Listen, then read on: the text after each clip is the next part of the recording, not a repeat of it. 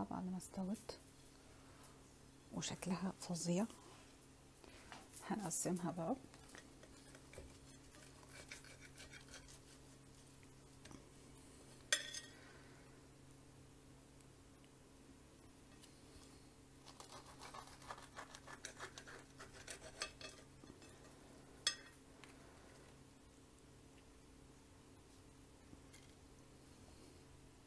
صباح الخير يا جماعة، أنا كنت شفت فيديو حلو جدا لفطيرة سهلة قوي ومكوناتها بسيطة قوي، فقلت هجربها وهنجربها مع بعض.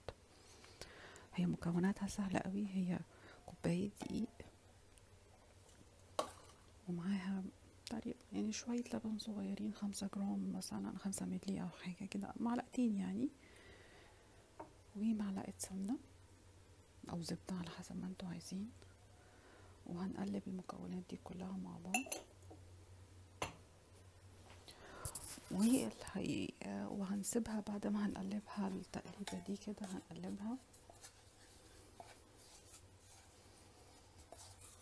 انا هعجنها وهوريها لكم حالا. يا جماعة بعد ما اتعجنت واتلمت هنحطها في كيس بلاستيك وهنحطها في التلاجة 10 دقايق ترتاح بس، وهنوريكم هنعمل ايه بعد كده. ولغاية العجينة ما ترتاح شوية احنا هنبدأ نجهز الحشو اللي هنحطه جواها. هي بطاطساية واحدة هنسلقها، وطبعا الكمية دي هتعمل لنا فطيرة واحدة بس. لو حبينا ممكن نزود الكمية، نضعها في الكمية، والمكونات زي ما احنا قلنا بسيطة. فانا هسلقها دلوقتي عقبال ما العجينة ترتاح ونشتغل.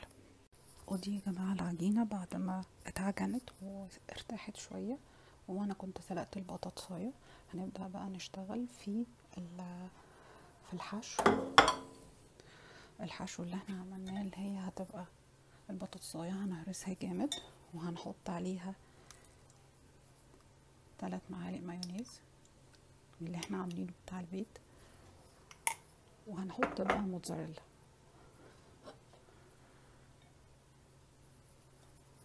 نحط هنا شوية معاها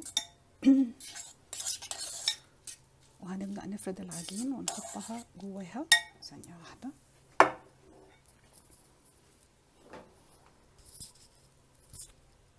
يا جماعة احنا عملناها، هنبدأ نفردها.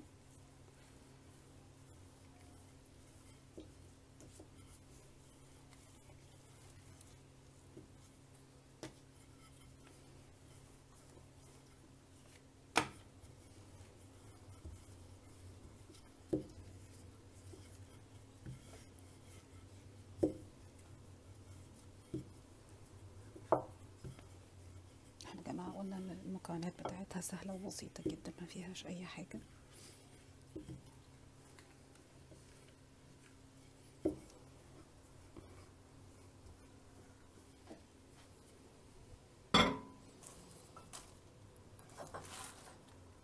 رشة موتزاريلا من تحت،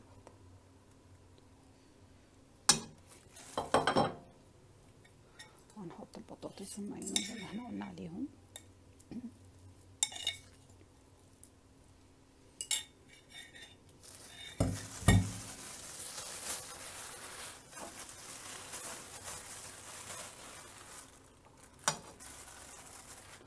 وهنحط رشة مايونيز تانية عليهم، جبنة موتزاريلا من فوق، سوري.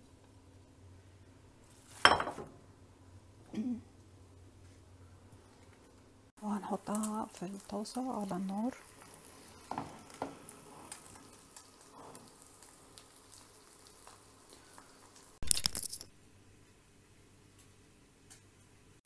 اهي يا جماعة بعد ما اتعملت وقطعناها، موتزاريلا سايحة منها جدا، طعمها حلو قوي، بالهنا والشفا.